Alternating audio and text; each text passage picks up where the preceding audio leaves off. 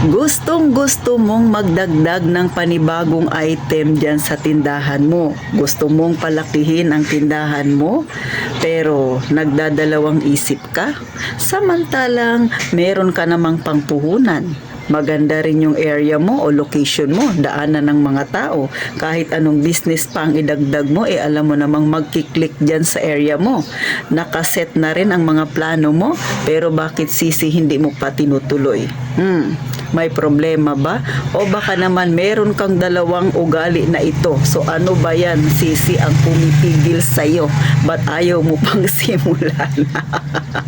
O syempre, i-real talk ka ni Ate Tintin. Pero bago tayo mag-umpisa, sisi, wag ka nang mahiya. Pindutin muna ang subscribe button na yan. At tara na, magchismisan na tayo.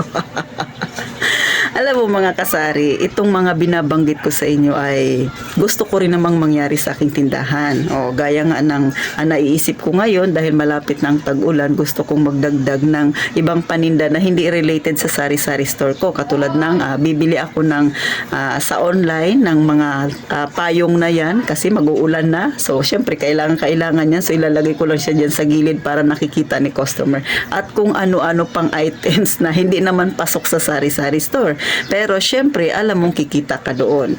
So, hindi ko pa siya natuloy mag-display or ano, pero kasi inaantay ko pa yung produkto. Pero ikaw, sisi, nagbabala ka rin ba? Pero alam mo, mga kasari, bago ko naisip yung mga yan matagal ko na siyang pinaplano, pero ito yung mga kadahilanan. Kahit ikaw mismo, di ba, nagbabala ka pero hindi mo matuloy-tuloy, kasi nga meron tayong ugaling ganito. So dalawa lang muna ang babanggitin ko para hindi kayo maumay kay Ate Tintin.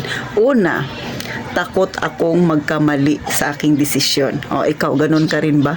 O kasi iniisip mo, ay okay na siguro itong sari-sari store. Medyo okay naman yung bintahan, okay naman yung kitaan, hindi na siguro ako magdadagdag. O ganyan din ba yung isipan mo, sisi? O parehas tayo. Pero ngayon na matumal, naiisip ko, dapat pala nung nakaraan ko pa inumpisahan itong plano ko.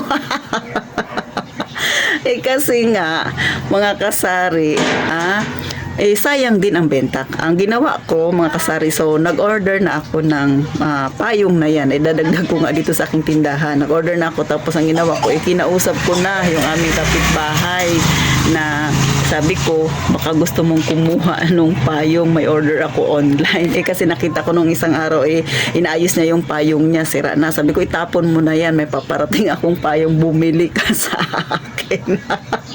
So nang hinayang ako, dapat pala nung nakaraan ko pa ginawa, o di ba? Kasi nga iniisip ko baka magkamali ako, baka hindi mabenta, baka masyadong mahal sa tingin nila. So yan yung mga iniisip ko, hindi pa nga nangyayari, hindi ko pa nga ginagawa, negative na kaagad ako. Tatawa-tawa ka kaya titintin, ganyan ka rin ba, sisi? O di ba mga kasari? Ngayon na may nag-oo na sa akin, sabi niya, sana yung paninda mo, di ba? Hinayang na hinayang ako, di sana kumita na ako, mga kasari. So isa lang yan sa mga ugali natin na nandyan na, meron naman, pero hindi pa natin matuloy-tuloy kasi nga takot tayong magkamali. O iniisip lang natin, baka hindi mabenta.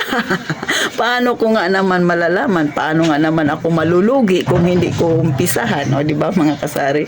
So kayo ganun din, umpisahan nyo na. Paano nyo malalamang kikita kayo kung hindi ka pa nag-uumpisa, tapos panay negative na kaagad yung nasa sa isip ninyo. So ganun lang mga kasari. Iwasan ang mag-conclude ka agad ng negative, baka hindi mabenta, baka malugi. So ganun, takot kang magdesisyon kasi ayaw mong malugi ka.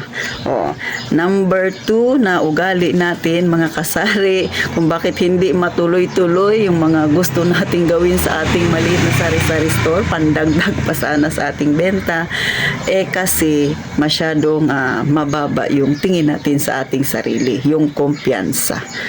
Yan na naman tayo. Kasi baka pag hindi nabenta, malugi ka. Kasi parang hindi yung nag-iisip ka na kaagad ng hindi bagay. O di ba, nagpaplano ka nga pero ikaw rin naman yung nagsasabi ng pangit sa iyong plano. So ganun mga kasari. Minsan iniisip mo, ano kayang sasabihin ng mga dadaan dito? dito? Baka sabi sari-sari store, mas may mga pandagdag na ibang tinda na naman na hindi naman bagay sa sari-sari store. So iniisip natin yung sasabihin ng tao. Tapos yung tiwala mo sa sarili mo ay napakababa, nakakayanin mo. Paano kung hindi mabenta? Anong gagawin ko dito sa mga ito, di ba? Yan minsan ang nakakainis sa sarili natin, mga kasari. Parang ganito lang yan. Nangangarap ka, nagpaplano ka, naiset mo ng lahat. Pero ikaw rin yung bubuwag sa pangarap mo. Ay, wag na lang pala. Parang hindi maganda. Ikaw ba ganyan, Sisi? Parehas ka ba kay Ate Tintin? Alam niyo, mga kasari, ito ay ginawa ko na siguro nung hindi pa ako nagtitindahan, ganyan ako. Wala akong tiwala sa sarili ko. Iniisip ko kaagad yung kalugihan. Paano kung hindi mabenta? Paano yung mga paninda ko? Anong sasabihin ng mga kakilala ko? Bakit nagtindahan ka na lang o gano'n? Samantalang yung dating kasama mo, ganito na yung narating. Bakit ikaw yan? Pero nung mga kasari, isa sa natutunan ko nung nagtindahan na ako, dapat isang tabi pala natin lahat ng yan. Wala tayong pakialam sa sasabihin ng tao. Basta saan tayo masaya, dumuon ka. Saan yung nakakapagpaligaya sa atin, dumuon ka. At kung sa tingin mo, yung mga pinaplano mo ay makakatulong sa'yo para umahon ka, dumiretso ka. Yun lang yung aking sa paningin ko ay tama. Hayaan mo yung sasabihin ng ibang tao at wala kang pakialam sa kung ano pa man ang tingin nila sa'yo. Ang mahalaga, wala kang inaapakang tao. Kaya kung ikaw ay may ganyang ugali na katulad kay Ate Tintin noon, tara na, magnegosyo na tayo. Hayaan mo sila, Sisi. Ang mahalaga, magpatuloy lang. Kasi hindi naman sila ang haharap sa problema. Ikaw naman. Ikaw nakaisip niyan. Alam mong magiging maganda rin naman ang mga mangyayari, makakatulong sa'yo yan, bakit ayaw mong ituloy, ha?